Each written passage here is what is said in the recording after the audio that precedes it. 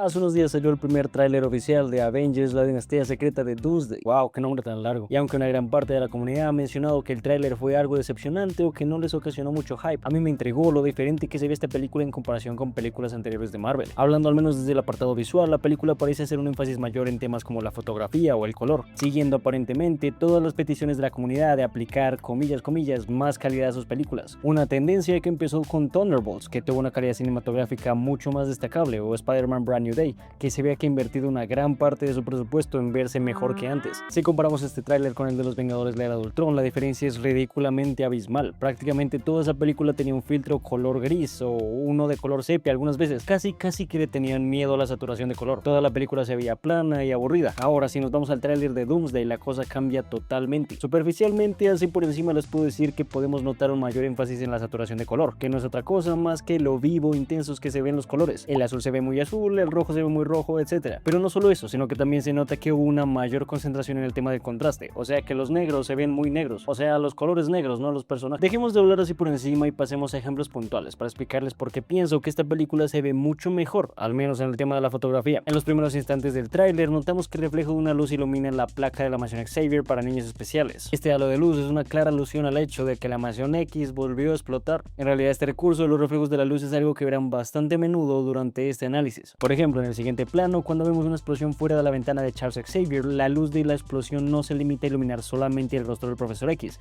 sino que las partículas de luz se esparcen a lo largo de la cámara, creando un halo muy bonito a quien en fotografía se le suele llamar lens flare o destellos del lente. Estos son muy útiles porque dotan de realismo la escena. Como ya se habrán imaginado, para el rodaje de esta película no se provocó la explosión de ninguna tierra alternativa, por lo que esto, hasta donde sabemos, fue creado con efectos por computadora. Significa que no pasó, pero efectos como los de lens flare engañan la visión del espectador y hace parecer que el destello de luz de este planeta explotando fue tan intenso que alcanzó hasta la cámara, haciendo que se sienta más realista. De hecho, en la siguiente toma vemos un plano contrario a este. Aquí utilizan una técnica de composición llamada frame within a frame, que en español sería algo como marco dentro del marco. Verán, si la ventana estuviera completa, lo único que podríamos ver sería el reflejo de la explosión, obviamente. Así que de manera muy inteligente dejan este pequeño huequito en forma de triángulo para que podamos ver también la reacción de Charles, pero al enmarcarlo utilizando ese triángulo, hacen también un énfasis en el personaje, haciendo que nuestra atención se centre directamente en él, más que en la explosión. De esa forma, la gente detrás de la película logra controlar la atención de la audiencia para que se concentren en lo que ellos quieren que se centren. En el plano siguiente vemos lo que les mencioné del uso tan genial del contraste en esta película, utilizando la iluminación para enfocar solo un segmento de la pantalla, mientras todo lo demás queda totalmente oscuro. Esa diferencia tan marcada entre luces y sombras crea profundidad,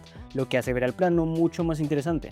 Es lo que les comentaba del problema con la Era de Ultron. Como la iluminación de la película era tan igual desde todas partes, no existe como una percepción de profundidad. Parece como si los personajes recibieran luz desde todas las direcciones posibles en todo momento, como si estuvieran en un estudio de grabación más que en un evento cataclísmico. Eso, además de quitarle el realismo, también la hace ver muy aburrida. Esa falta de profundidad y de sombras es a lo que me refiero cuando digo que esa película, por ejemplo, se veía muy plana. Luego, finalmente nos deshacemos del pesado de Charles para por fin ver otro personaje. En este caso es Doom, quien se levanta poco a poco. Mientras lo hace, podemos ver otra vez esos destellos de los que les hablé. En lens flare, como les dije, ese fondo y ese sol no existen. Todo eso es pura pantalla verde. Lo único que convence al espectador de que lo que ven en pantalla sí está ocurriendo son detallitos como estos. ¿Ven lo que les hablaba de que esta película sí hace mucho énfasis en la iluminación? Y bueno, la iluminación es la base de la fotografía, así que yo pienso que esto es una buena señal. Digamos, me gustaría que noten la atención al detalle en la corrección de color para este momento, por ejemplo. Los disfraces de los Cuatro Fantásticos fueron de las cosas que más elogiaron de su película por los colores brillantes y vivos que tenían. Los hacían parecer sacados directamente desde los cómics, así que debían mantenerlos aquí, pero al mismo tiempo tienen al Capitán América, por ejemplo, que también tiene un traje de color azul, solo que mucho menos brillante y más realista, por así decirlo. Así que tienes que encajar una estética colorida y vibrante con una estética opaca y oscura, sin que ninguno de los dos parezca fuera de lugar. Entonces ponen a los Cuatro Fantásticos en un área mucho más iluminada y con detalles de sol vibrante al fondo para que estos colores brillantes tengan sentido, mientras dejan el azul oscuro de Capitán América en un lugar menos iluminado, además de utilizar luces de color naranja, un color opuesto al azul brillante de los Cuatro Fantásticos,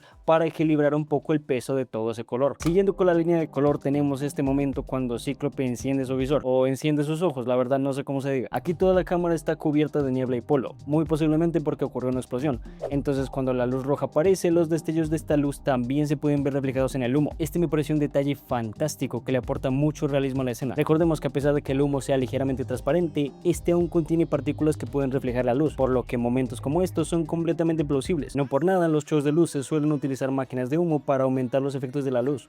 Un detalle genial. Seguido vemos a Shang-Chi reclamándole una plata que le prestó a Gambito, así que Gambito decide pagarla 36 cuotas con su Mastercard. Algo que me gustó de este momento es que eligieron usar un plano ligeramente inclinado. A menudo esto se hace para mostrar inestabilidad o falta de equilibrio en la pelea, esto para crear más tensión en el espectador. Algo que me está gustando mucho de este tráiler a un nivel visual es cómo están intentando mantener la paleta de colores de todos los personajes o de todas las producciones anteriores que incluyen. Como les dije antes, los Cuatro Fantásticos, esos colores vivos, por ejemplo. Con Loki también pasa lo mismo. La serie individual de Loki contaba con una paleta de colores con muchos amarillos, marrones y naranjas, por lo que en los planos en los que aparece el personaje, estos colores también suelen hacerse presentes para que asociemos de inmediato el color con el personaje. Sobre el personaje de Mystique hay varias cosas que me gustaría mencionar. Primero, me gustaría agradecer por el uso de efectos prácticos para el maquillaje de su piel azul. Suena un poco tonto agradecer por algo así, pero con Marvel Studios ya nunca se sabe. Cuando por ejemplo en la serie de She-Hulk crearon todo el personaje en CGI, a pesar de que realizar los efectos con maquillaje habría entregado un resultado mucho más convincente que el resultado final de la serie. Sin embargo, aunque me alegra ver un maquillaje práctico, los efectos le quedan debiendo mucho a la primera aparición del personaje. En Doomsday este maquillaje se ve maquillado, valga la redundancia. Cuenta con formas claras y definidas, como si hubiese sido hecho por un artista, cuando el maquillaje de Mystique en la trilogía original se veía mucho más orgánico y realista, como una extensión que salía directamente de su piel y no solo un par de prostéticos que le pusieron sobre el rostro. La transformación de Mystique tampoco es algo que me convenza mucho. En las películas prequel, el personaje de Jennifer Lawrence contaba con una transformación que era visualmente muy interesante, con lo que parecían escamas que se posaban lentamente sobre su piel, dándole una apariencia más orgánica, digna de una mutación biológica. Aquí, más que escamas, lo que parece son partículas de polvo que se sacuden sobre su cuerpo, un efecto que me recuerda bastante al proceso de generación de imágenes de la inteligencia artificial.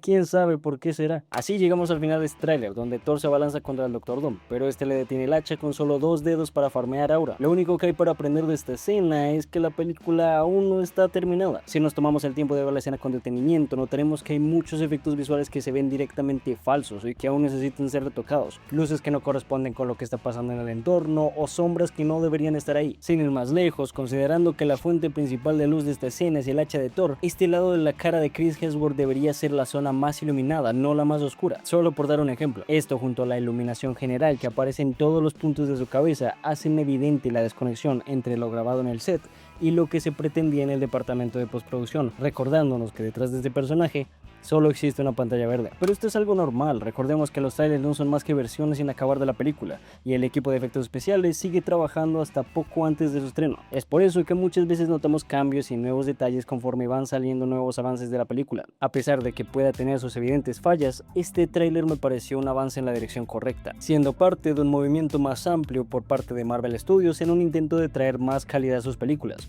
Como les comentaba, esta es una tendencia que ya habíamos visto en películas como Thunderbolts o Spider-Man Brand New Day, películas de las que ya tengo un análisis hablando de sus visuales por si están interesados. Espero que tengan un hermoso resto de día. Chao.